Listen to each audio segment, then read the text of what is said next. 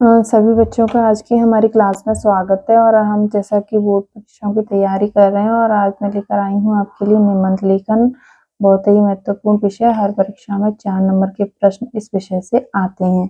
तो देखिए बेटा, सबसे पहले तो जानते हैं इसका अंक विभाजन, किस तरह से नंबर मिलते हैं, क्या लिखते हैं जब नंबर मिलते हैं। तो देखो, सबसे पहले तो हमें प्रस्तावना का 1 नंबर मिलता है। ठीक है बेटा, प्रस्तावना के बाद जो उपसंहार लिखा जाता है उसका हमें 1 नंबर मिलता ही है। और बाकी के जो 2 नंबर होते हैं, जो उसका विवरण होता है, विषय का विस्तार होता है, उसमें हमें 2 नंबर मिलते हैं।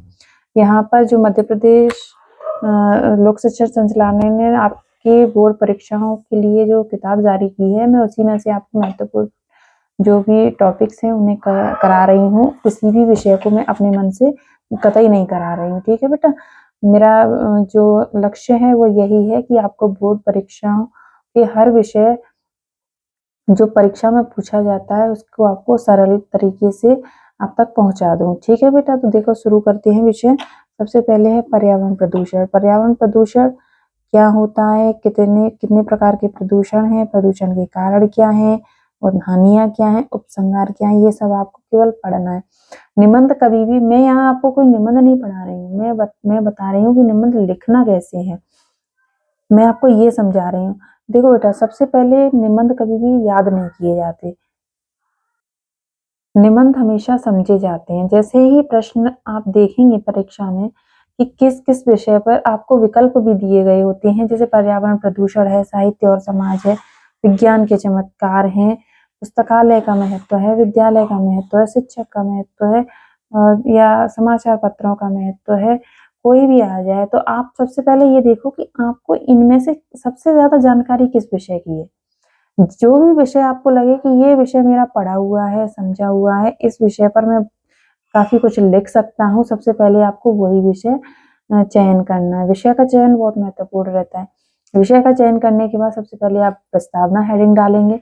प्रस्तावना डालने के बाद उसके विवरण में आप जो भी आपको समझ में आ रहा है, लाभ है, हानियां हैं, कारण है, प्रकार है, ये क्या है, सामान्य विस्तार के क्या होते हैं, पॉइंट्स होते हैं, तो इन्हें आप लिखेंगे। उसके बाद उसका सार जो होता है, क्या आप क्या कहना चाहते हैं इस बारे में, दूसरों को क्या सलाह देना चाहते हैं, तो इसका जो सार है वो काय में लिखेंगे, आप उपसंहार में लिखेंगे।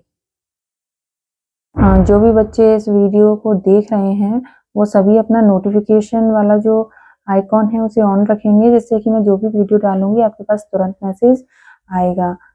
और इसके बाद देखो, इसमें महत्वपूर्ण कौन कौन से दिए गए हैं, साहित्य और समाज है, विज्ञान के चमत्कार हैं, भारतीय समाज में नारी का स्थान है। कुछ नहीं करना है आपको, बस ये पॉइंट्स याद रखने हैं। प्राचीन काल में भारतीय नारी, पहले पहले स्त्रियों की दशा कैसी थी, आपको कुछ भी समझ में नहीं आ रहा है ना, तो आप लिखेंगे कि आपकी दादी की स्थिति, माँ की स्थिति, अब आपकी जो भाभियां हैं उनकी स्थिति, तो यानी कि आप 3 पीढ़ियों की नारियों का वर्णन तो कर दिया ना। भारतीय समाज में नारी का स्थान की किस तरीके से, कुछ नहीं आ रहा है तब, लेकिन आप जब लिखेंगे तो प्रस्तावना हेडिंग डालेंगे। फिर उसके बाद जो हमारे इतिहास के कालक्रम है कि प्राचीन काल, मध्यकाल, आधुनिक काल में नारियों के स्थान, तो आप देख ही रहे होंगे कि नारियों की जो समाज में स्थान है दिन व दिन उसमें वृद्धि होती जा रही है। अब नारी को भी समानता का अधिकार प्राप्त है। जल ही जीवन है, जल का महत्व कौन कौन नहीं जानता है, जल के महत्व से हम सभी परिचित हैं बेटा। एक दिन पानी ना मिले तो कल नहीं है, तभी तो लिखा रहता ना, जल ही जल है तो कल है।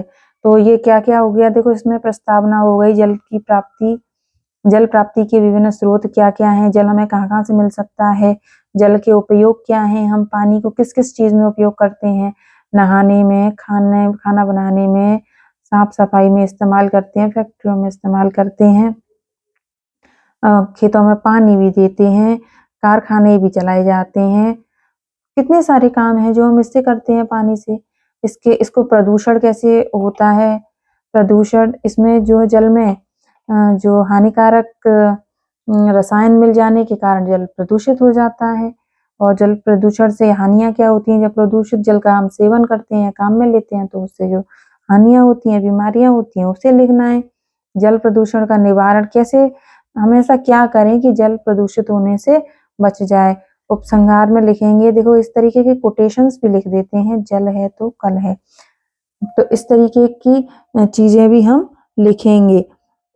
और निबंध जैसा कि मैं पहले ही बता चुकी हूँ, रटकर कभी नहीं लिखा जाता है, समझकर अपने शब्दों में हम निबंध को लिखते हैं। अगला देखो इसमें कौन सा दे रखा है, कोरोना का दे रखा है। कोरोना, सबसे पहले प्रस्तावना को, प्रस्तावना में लिखेंगे कि कोरोना क्या है। कोरोना जो है 2019 में आया था, तो इस वजह से इसका नाम कोविड-19 हुआ। फिर उसके बाद कोरोना के प्रकार, कोरोना के 3 प्रकार आए थे, क्योंकि 3 लहरें ही आई थी, पहली लहर, दूसरी लहर, तीसरी लहर।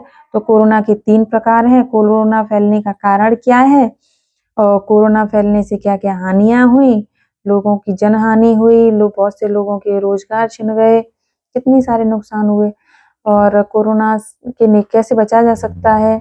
उपसंहार, कोरोना वायरस के बारे में जो गाइडलाइन है उसका पालन करना चाहिए, दूसरों को भी इससे प्रेरित करना चाहिए।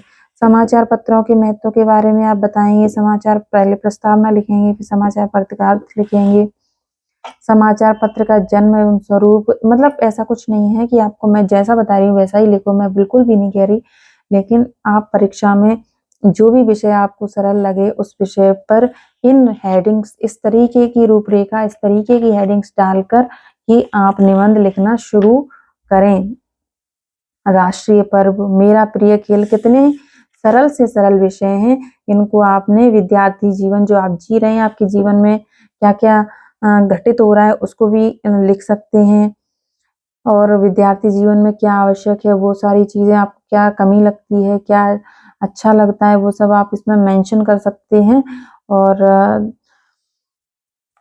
चलो, निबंध में बस आपको यही याद रखना है कि निबंध लिखना बहुत आसान है, सारे बच्चे निबंध लिख कर आएंगे। कोई भी किसी भी तरीके का क्वेश्चन हो आपका, उसका मुझे कमेंट बॉक्स में लिख कर बताना, और साथ ही मुझे ये भी कमेंट में अपना नाम भी लिख कर बताना, नाम और क्लास की, किस क्लास के बच्चे हो आप, जो, और आपका नाम क्या है, जिससे मैं ये जान सकूं कि कौन कौन बच्चे मेरी वीडियोस देख रहे हैं और कौन कौन बच्चे नहीं देख रहे हैं। क्योंकि ये वीडियोस में आप लोगों के लिए ही बना रही हूँ, और आप लोग ही नहीं देखोगे तो मेरी मेहनत करने का कोई भी लाभ नहीं होगा। ठीक है, मिलते हैं अगले वीडियो में। ठीक है बेटा।